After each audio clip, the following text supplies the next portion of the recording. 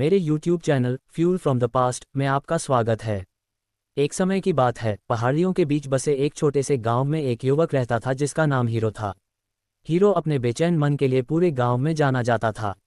वह हमेशा सोचता रहता, विश्लेषण करता और अतीत व भविष्य की चिंता में डूबा रहता। उसका मन विचारों से भरा रहता और उसे कभी शांति नहीं मिलती थी। एक दिन हीरो को एक प्रसिद्ध ज़ेन गुरु के बारे में पता चला जो दूर पहाड़ की चोटी पर रहते थे। कहा जाता था कि उस गुरु के पास आंतरिक शांति और सुकून पाने का रहस्य है। रुचि जागी और हीरो ने ज़ेन गुरु का ज्ञान प्राप्त करने के लिए यात्रा पर निकलने का निर्णय लिया। कई कठिन दिनों की यात्रा के बाद हीरो आखिरकार पहाड़ की चोटी पर पहुंचा।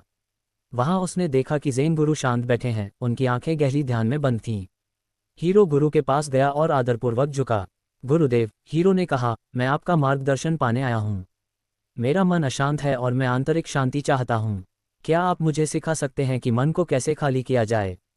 ज़ेन गुरु ने अपनी आंखें खोलीं और शांत मुस्कान के साथ हीरो की ओर देखा। तुम कहते हो मन को खाली करना?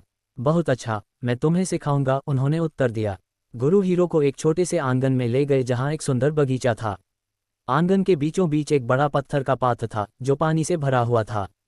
हीरो ने देखा कि गुरु ने एक कलछी उठाई और उसे पानी में डुबोकर भर लिया। फिर उन्होंने वह पानी एक छोटे खाली कटोरे में डाल दिया। अब हीरो, गुरु ने कहा, तुम्हारा कार्य है इस पात्र को खाली करना। तुम्हें बिना एक बूंद गिराए सारा पानी छोटे कटोरे में डालना है। हीरो ने सामने कार्य को देखा और वह उलझन में पड़ गया। वह कैसे पूरे पात्र का पानी इतने छोटे कटोरे में डाल सकता था? फिर भी उसने इस चुनौती को स्वीकार किया और पानी निकालना शुरू किया। घंटों तक हीरो मेहनत से पानी निकालता रहा, लेकिन पात्र भरा ही रहा। उसके दिल में निराशा भर गई और उसका मन और भी अशांत हो गया। ज़ेन गुरु ने सहानुभूति भरी दृष्टि से हीरो के संघर्ष को देखा। वह उसके पास आए और धीरे से हीरो के कंधे पर हाथ रखा। हीरो, मेरे प्रिय शिष्य, गुरु ने कोमल स्वर में कहा, तुम इतनी मेहनत कर रहे हो पात्र को खाली करने के लिए, लेकिन तुम सबसे ज़रूरी बात भूल गए। पात्र को खाली करने से पहले तुम्हें अपना मन खाली करना होगा। हीरो ने गुरु की ओर देखा, उसकी आंखों में उलझन थी। गुरुदेव, मैं अपने मन को कैसे खाली करूं? गुरु ने गर्मजोशी से मुस्कुराया। अपनी चिंताओं, अपने डर और अपने लगावों को छोड़ दो, उन्होंने कहा। सिर्फ इस समय के कार्य पर ध्यान दो। इस पल में पूरी तरह उपस्थित रहो, बाकी सब अपने आप होगा। हीरो ने गहरी सांस ली और अपनी निराशा को छोड़ दिया। उसने ज़बरदस्ती प्रयास करना बंद किया और हर एक चम्मच पानी पर ध्यान केंद्रित किया।